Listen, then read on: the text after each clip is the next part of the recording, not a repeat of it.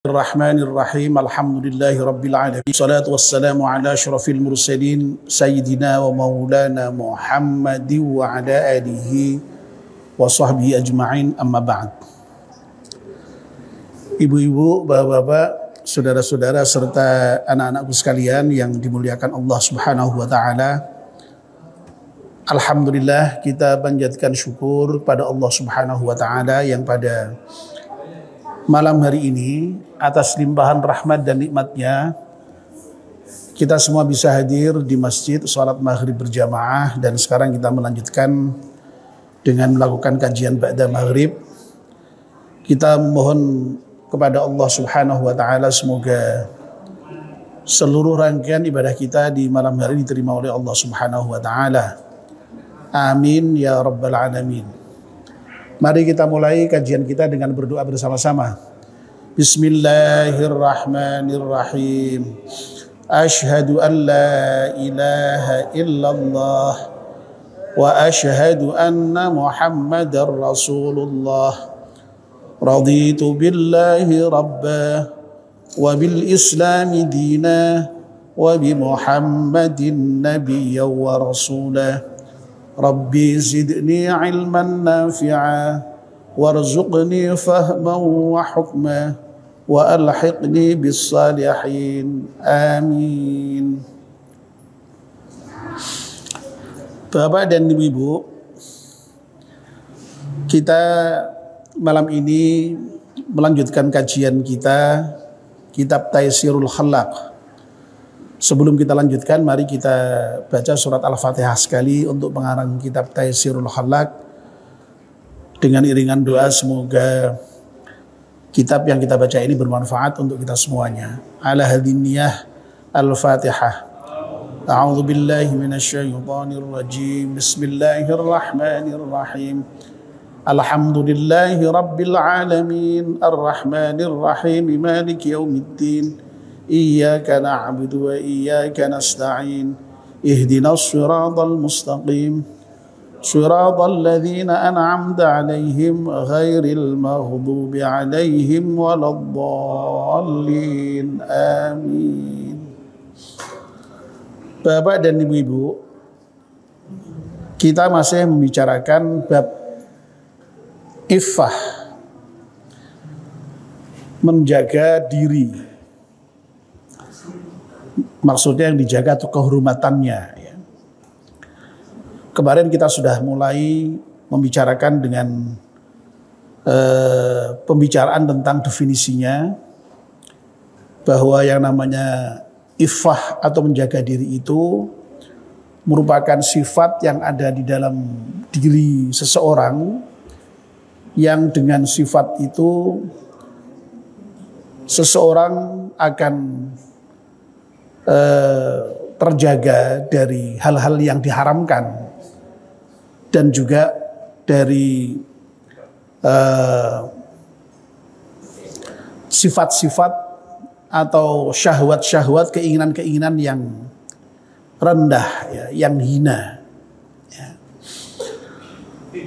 Dan kemarin sampai pada kesimpulan bahwa yang namanya orang itu ketika memiliki sifat iffah, maka sesungguhnya dia biasa ya, dan juga memiliki kehormatan yang luar biasa ya. Fahya kanzu man la mala lahu wa taju man la syarafa lahu ya. Nah, malam ini kita akan melanjutkannya dengan membicarakan sebab-sebab yang menjadikan seseorang ini memiliki sifat iffah ya. Langsung kita bacakan. Wasababuha, dan sebab dari munculnya sifat iffah dalam diri seseorang itu inqita'ut tama'i. Sebabnya yang pertama adalah terputusnya sifat tamak ya. Dengan kata lain, orang itu kalau ingin memiliki sifat ifah, sifat tamak yang ada dalam dirinya itu harus dihilangkan gitu. Selama orang itu masih memiliki sifat tamak, ya, maka seseorang tidak mungkin memiliki sifat ifah, sifat bisa menjaga kehormatan diri itu susah itu. Ya. Nah, tamak sendiri itu apa? Ya, tamak itu ya sering diterjemahkan dengan rakus, ya, serakah, ya, terutama terkait dengan persoalan keduniaan, ya. Jadi ingin mendapatkan pemberian orang lain, itu biasanya dikaitkan dengan itu, ya, sifat tamak itu. Ya. Ya, dulu ketika kita ngaji Nashihul Ibad, ya, saya masih ingat itu bab thulathi makalah yang keempat, ya, yang merupakan makalahnya Sayyidina Utsman bin Affan itu ada 3 poin, ya. Poin yang ketiga itu, ya, disebutkan man hasamat tam'a 'anil muslimin ahabbahul muslimun. Ya, barang siapa yang bisa memutus sifat tamak dari orang yang lain, ya, orang Islam terutama, ya, ahabbahul muslimun, maka dia akan dicintai orang lain. Ya. Jadi kalau orang itu tidak punya sifat tamak, ya pasti dicintai orang lain. Tapi kalau orang kok sifatnya tamak, oh pasti orang lain nggak suka itu. Ya. Wong kabeh-kabeh dipek dewi itu. Tamak itu kan rakus kan begitu. Ya, semuanya maunya diambil sendiri. Ya. Ya, yang dipunyai orang lain sekalipun dia kepingin mendapatkan itu, ya, ingin diberi. Ya. Itu sifat yang buruk tentu saja itu. Ya. Dan saya masih ingat itu waktu itu saya contohkan dalam rangka untuk melatih agar supaya orang itu tidak tamak itu, ya. Itu Kiai Mustamar itu, ya, yang ketua NU Jawa Timur itu masih ingat itu ketika waktu kecil itu bagaimana neneknya mendidik cucu-cucunya itu, ya. Kalau ada orang punya gawe di desanya itu, ya, itu pintunya dikunci itu, ya, pintu rumahnya dikunci. Maksudnya apa? Supaya tidak berkeliaran di tempat orang yang punya gawe itu, lalu dengan berkeliaran itu lalu kemudian mengharapkan diberi sesuatu dari orang yang punya gawe itu. Ya. Nah, saya itu kok lalu kemudian ingat persis itu pengalaman saya waktu kecil itu. Ya Allah, kok begitu ternyata emang, ya, saya teringat. Waktu kecil itu dulu kalau simbah saya rewang itu, ya. Simbah saya rewang di tempat orang yang punya gawe itu gayanya ini gelibat-gelibet itu, ya. Tahu gelibat-gelibet, Pak, ya? Itu kalau sudah diberi kue itu senengnya bukan main itu. Ya. Itu apa namanya? Kiai Marzuki Mustamar itu di dalam mendidik cucunya itu kalau ada orang digawe itu sampai sebegitunya itu. Apa namanya? Mendidik supaya orang itu tidak punya sifat tamak itu. Ya. Gusmus juga pernah cerita juga lah tentang sifat tamak itu, ya.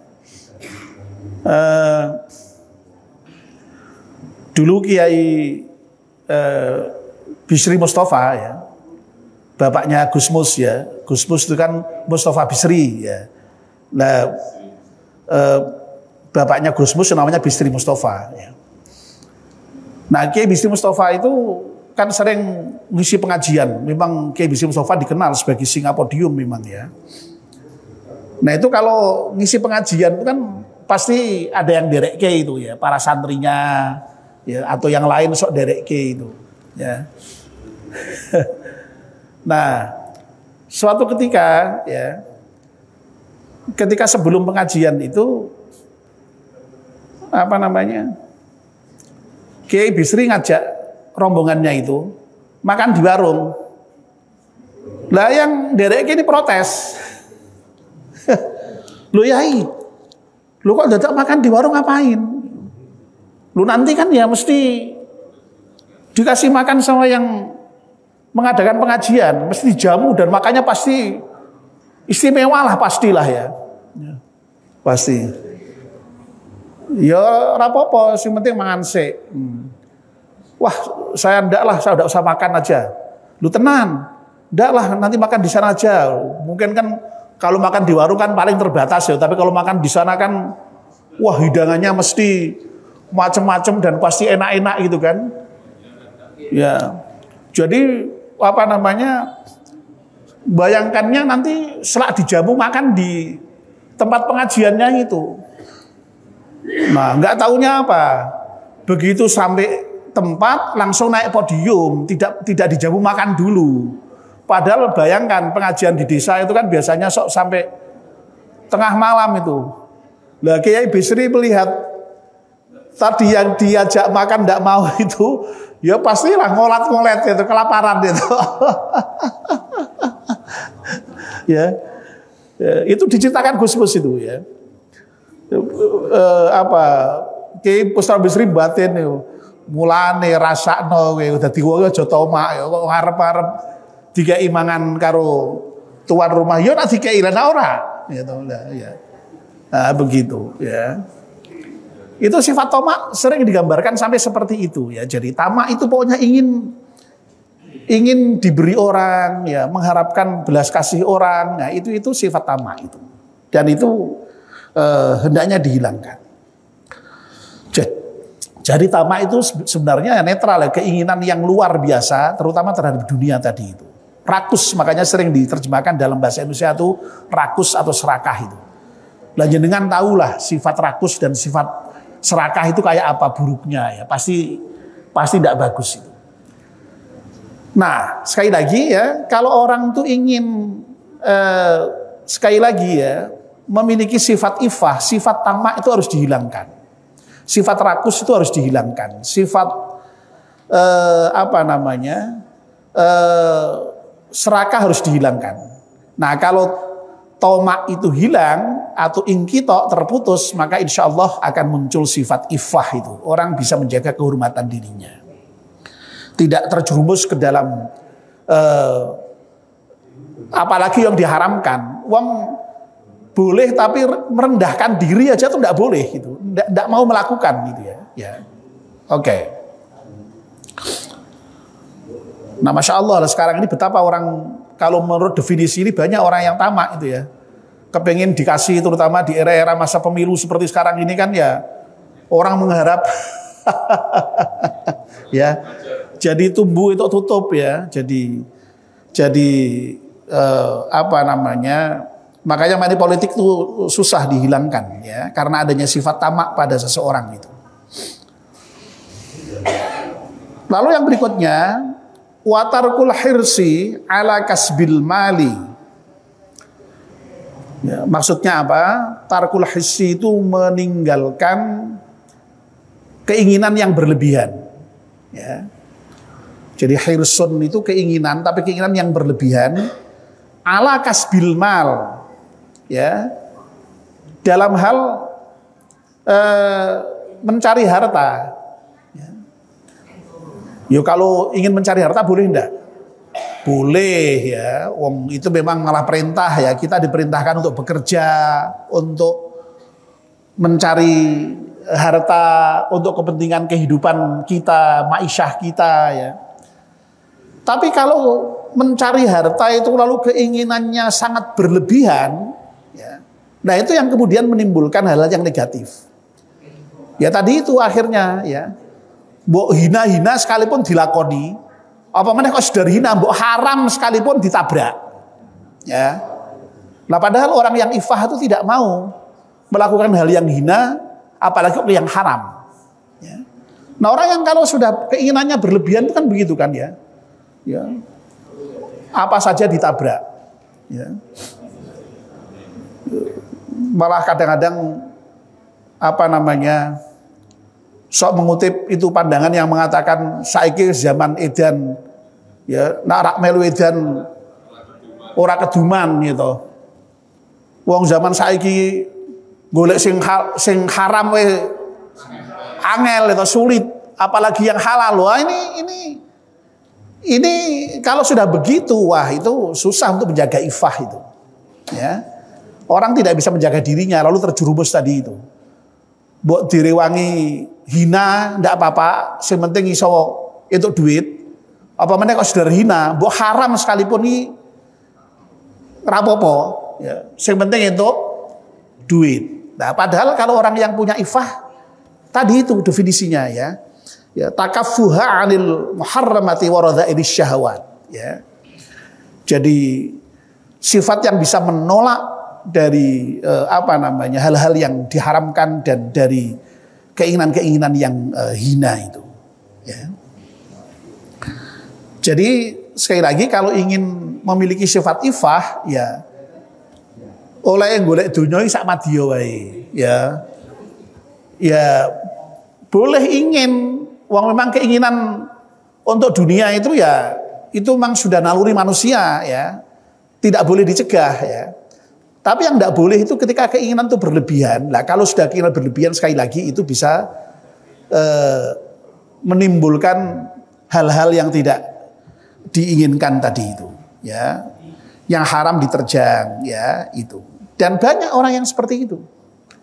Tapi kalau orang punya ifah, loh, apalagi kok yang haram, kalau merendahkan dirinya aja tidak mau dia.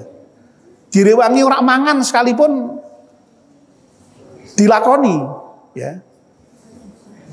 Sampai mati sekalipun dilakoni, ya, dilakukan daripada terjerumus hal yang diharamkan.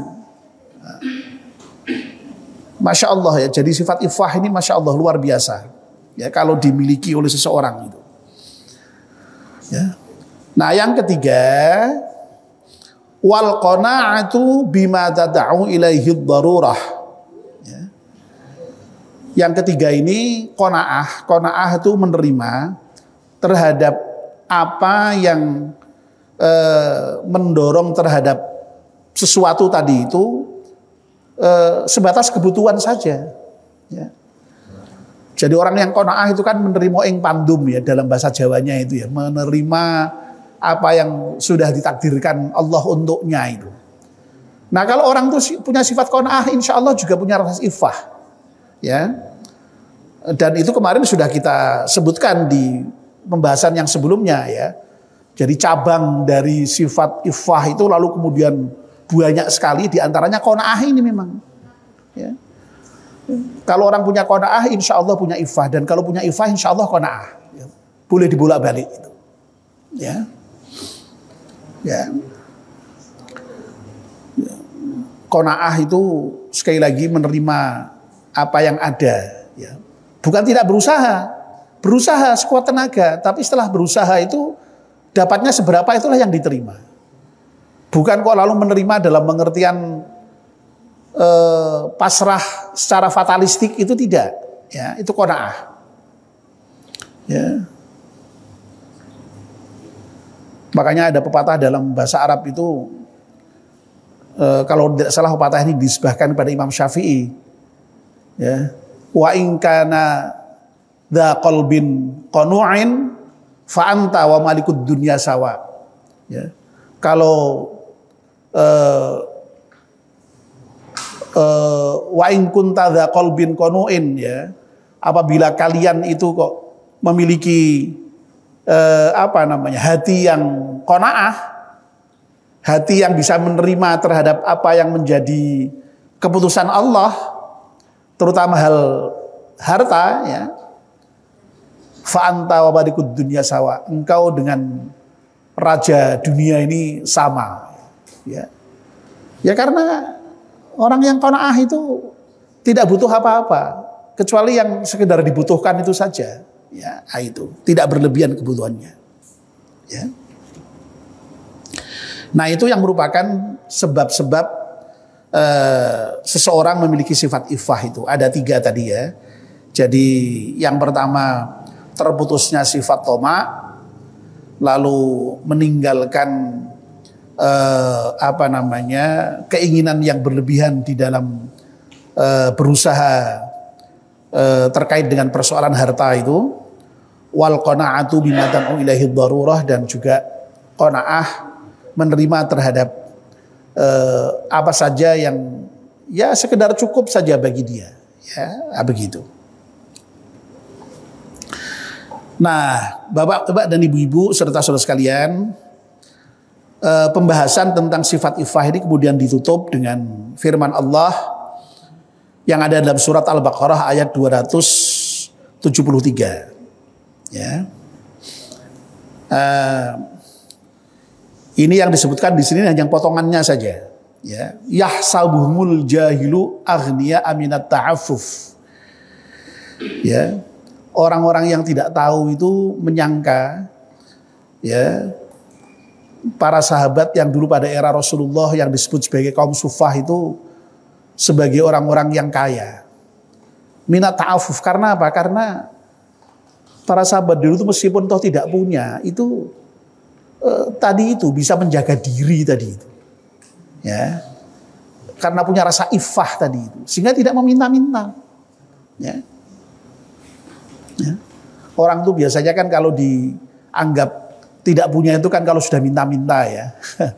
Nah, ada orang yang sebenarnya tidak punya sebenarnya, tapi tidak meminta-minta karena dia menjaga dirinya. Itulah orang yang punya iffah itu. Ya, orang yang punya iffah itu. Ya. Nah, Al-Quran mengajarkan kepada kita, ya. Ini kan tadi potongan ayat. Sebenarnya di depannya itu ada awalannya ya, yang bunyinya lil fuqara illadzina uhsiru fi sabilillahi darban fil ardi yahsabuhumul jahilu aghniya minat ta'affuf, dan seterusnya. Ya. Jadi yang namanya sedekah itu untuk orang-orang yang para fakir miskin yang dia karena berjuang di jalan Allah itu lalu terhalang untuk bisa berusaha sebagaimana orang lain di muka bumi itu. Ya. Nah, orang-orang seperti ini yang sebenarnya harus menjadi perhatian kita juga. Kadang-kadang lupa kita ya. Sampai sekarang ini masih banyak ini orang-orang yang ya boleh dikatakan masuk di dalam kategori yang seperti ini ya. Karena dia itu pekerjaannya hanya mengabdi di jalan Allah, lalu dia kemudian memang tidak bekerja, sehingga kemudian lalu ya tidak punya dia itu. Tapi dia tidak minta-minta meskipun tidak punya. Nah, orang mengira dia kaya, orang mengira dia tidak butuh gitu ya. Padahal sebenarnya butuh itu. Ya. Makanya Al-Quran itu kan terkait dengan bagian harta yang ada dalam harta kita itu kan hendaknya diperuntukkan orang-orang tertentu, ya. Dan orang tertentu itu dalam bahasa Al-Quran adalah lis-sa'ili wal mahrum, ya. Wa fi amwalihim haqqum ma'lum, ya. Jadi pada hartamu itu terdapat hak tertentu, ya. Untuk siapa? Lis-sa'ili wal mahrum. Kalau as-sa'il jelas orang yang minta-minta, ya. Kalau orang yang minta-minta itu beri saja kalau minta ya. Jadi orang minta itu diberi, ya. Dan selama dia meminta itu berarti dia fakir, gitu aja definisinya, gampang, ya. Ya. Nah, ada orang yang sebenarnya fakir betulan malah tidak minta-minta ya karena tadi itu menjaga iffahnya tadi itu. Punya iffah tadi itu, menjaga harga dirinya tadi itu. Ya. Nah, orang-orang seperti itu yang justru malah harus mendapatkan perhatian. Ya, kadang-kadang terlupakan itu. Ya, rumah sana kayak orang terhormat, ya, tidak butuh apa-apa dan kita berkecukupan. Padahal janjiannya pas-pasan. Nah, itu yang justru harus mendapatkan perhatian dari kita. Ya, ya, kita perhatikan orang yang seperti itu. Ya, saya kira bahwa Bapak tahulah yang saya maksud ya, kira-kira orang yang seperti itu gambarannya seperti apa. Ya, para guru ngaji yang kebetulan memang tidak bisa bekerja, ya, Ya, atau memang orang miskin sekalipun, tidak harus fisabilillah sekalipun, kalau memang dia tidak punya, itu ada loh. Yang sebenarnya dia itu tidak punya, sampai nggak bisa makan tapi tidak minta-minta. Itu ada. Lah orang yang seperti itu yang harus diperhatikan sebenarnya. Ya. Makanya Masya Allah, saya kira saya sudah berkali-kali menyampaikan kepada kita semuanya ya. GSR itu luar biasa itu, memberikan bantuan kepada orang-orang yang membutuhkan, yang itu kalau tidak ditelisik tidak tahu itu kalau itu orang itu butuh itu. Ya. Luar biasa itu GSR itu. Ya. Baik, yang terakhir supaya selesai ini, waqala Rasulullah sallallahu alaihi wasallam, dan kemudian juga ditutup dengan dawuhnya Kanjeng Nabi Muhammad sallallahu alaihi wasallam, tuba liman hudiya lil Islam wa kana aishuhu kafafan wa qani'a bihi. Ya, tuba, berbahagialah ya. Kalau di pesantren itu sering dimaknai dengan bejo kemayangan. Mbah bejo kemayangan ini apa ya? Nah, itu ya kira-kira berbahagialah ya. Berbahagialah liman, bagi orang hudiyal Islam yang telah ditunjuki kepada jalan Islam, wa kana aishuhu kafafan, dan keadaan hidupnya itu, keadaan maisyahnya itu cukup ya. Ya, sekedar memenuhi hajatnya saja, tidak berlebihan. Wa qani'a bihi, dan dia qanaah terhadap apa yang ada itu. Ya, Masya Allah, jadi orang yang ditakdirkan menjadi Muslim, lalu kemudian orang itu punya sifat qanaah, ya, lagi-lagi qanaah ya, terhadap apa yang dia punya, meskipun itu hanya cukup saja, itu oleh Rasulullah disebut sebagai orang yang berbahagia. Ya, tuba, berbahagialah ya, dan tuba ini ya semacam ungkapan doa begitu ya, berbahagia dalam arti doa Rasulullah SAW untuk orang yang diberi hidayah Islam dan kemudian kehidupannya itu cukup dan dia qanaah terhadapnya. Ya. Nah, demikian Bapak dan Ibu-ibu serta saudara sekalian, pembicaraan bab tentang iffah ya, menjaga diri dari apa ya, tindak yang hina ya, apalagi yang haram ya, itu Masya Allah merupakan sifat yang sangat baik ya, termasuk akhlak yang mulia, yang sekali lagi itu bisa muncul sifat itu kalau di dalam diri kita itu sudah tidak ada lagi sifat tamak, tidak ada keinginan yang berlebihan di dalam mencari dunia ya, atau harta benda, dan qanaah terhadap apa yang diterimanya ya. Dan mudah-mudahan kita termasuk orang-orang yang punya iffah ini, amin ya rabbal alamin. Mari kita akhiri kajian malam hari ini dengan berdoa bersama-sama. Bismillahirrahmanirrahim. Wal asri innal insana lafi khusrin illa alladhina amanu wa 'amilus salihati wa tawassaw bil haqqi wa tawassaw bis sabr. Subhanakallahumma bihamdika asyhadu an la ilaha illa anta astaghfiruka wa atubu ilaik. Wassalamualaikum warahmatullahi wabarakatuh.